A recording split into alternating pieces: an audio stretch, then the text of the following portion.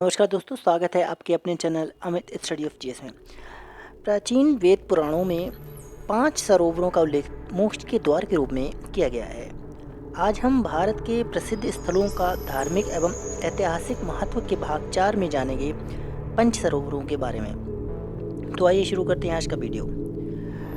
प्राचीन काल में हमारे देश में कई ऐसे पवित्र स्थल थे जिनके बारे में कहा जाता है कि वह मनुष्य को पाप मुक्त करने के लिए एक बड़ी भूमिका निभाते थे। हालांकि इसका ये मतलब कतई नहीं है कि आप कोई भी पाप कर्म करें और आप पाप मुक्त हो ही जाएंगे। उस पाप कर्म का आज नहीं तो कल आपको फल तो मिलना ही मिलना है, परंतु इसका ये अर्थ जरूर निकलता है कि ऐसे दिव्य स्थानों में जाकर आप अपने अच्छे कर्मों की लिस्ट को और बढ़ा सकते हैं, जिसका भी फल आपको समय आने पर अवश्य मिलेगा। श्रीमद् भागवत में 5 सरोवरों का वर्णन हमें मिलता है।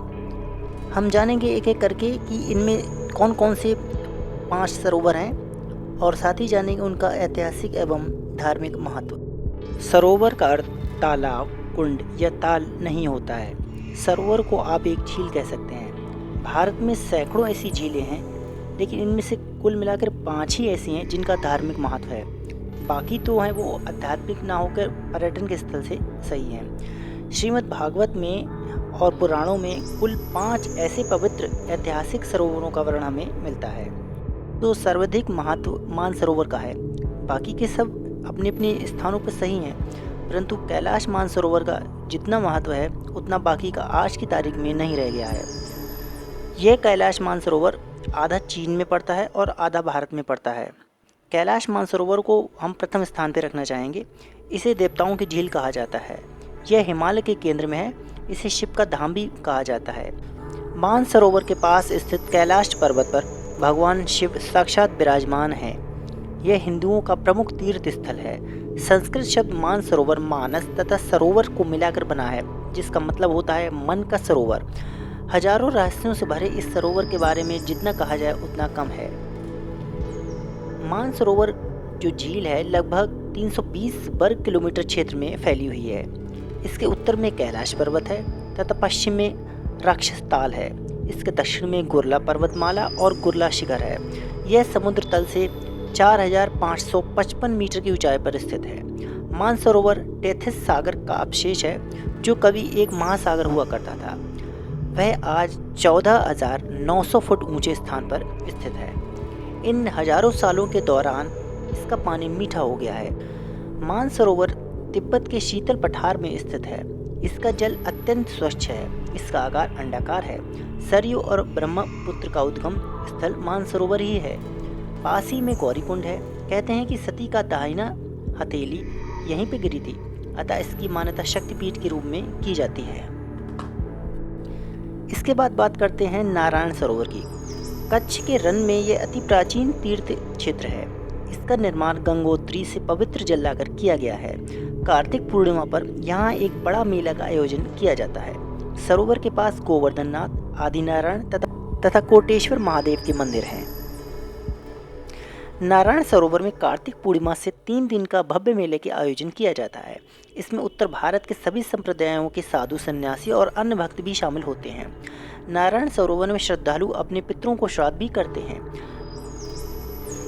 नारायण सरोवर का मूल स्थल गुजरात के कच्छ जिले के लखपत तहसील में है।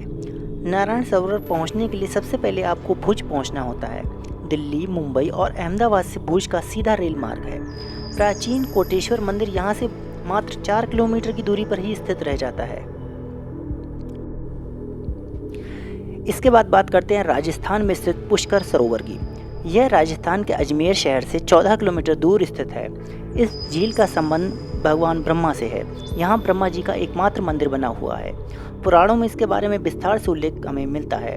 यहाँ कई प्राचीन ऋषियों की तपोभूमि भी कही जाती है। यहाँ विश्व का प्रसिद्ध पुष्कर मेला भी आयोजित किया जाता है, जहाँ देश विदेश से कई लोग आते हैं। और यहाँ पे पुष्कर मेले का आयोजन में गधों का भी एक नक्काशा लगाया जाता है।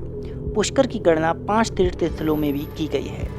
पुष्कर के उद्भव का वर्णन पद्म पुराण में मिलता है। कहा जाता है कि ब्रह्मा ने यहाँ आकर यज्ञ किया था। पुष्कर का उल्लेख रामायण में भी मिलता है। कहा जाता है स्वर्ग की 2 अप्सराएं मेनका और अप्सरा यहाँ के पावल जल से स्नान के लिए आई थीं।